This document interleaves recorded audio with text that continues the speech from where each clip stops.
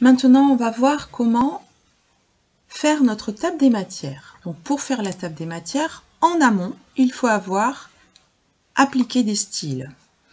Donc, on va venir sur le mot Introduction et on va dire que, dans l'onglet Accueil, on va dire que c'est un titre 1. Je viens sur mon chapitre 1, qui est le contexte, et je vais dire que c'est également un titre 1. Et donc, tous mes grands chapitres, je vais appliquer un style titre 1 jusqu'à ma conclusion. Ensuite, je vais passer au deuxième niveau, c'est-à-dire les titres 2.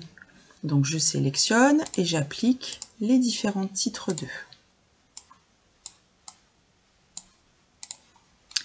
Ici, j'ai la transposition didactique et en dessous, la transposition didactique externe et interne.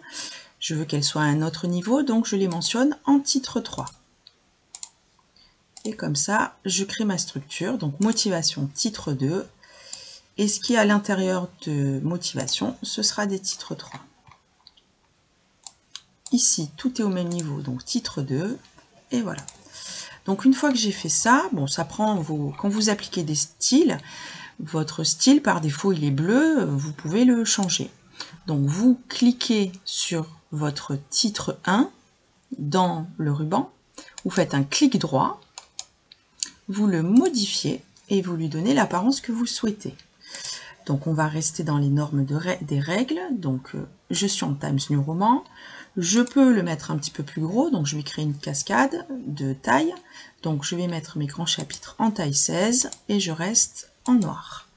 Donc OK pour mon titre 1.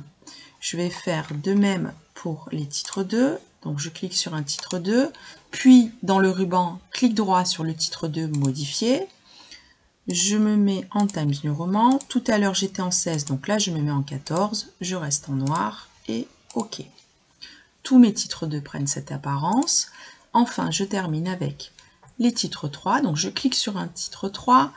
Je viens dans le ruban. Clic droit, modifier mon titre 3.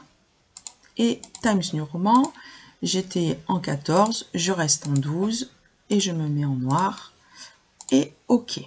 Donc là, ma structure est faite. J'ai bien appliqué mes styles de titres. Devant, quand vous avez les caractères invisibles, vos styles apparaissent avec des petits carrés devant. Tout simplement, c'est un caractère invisible qui ne s'imprime pas.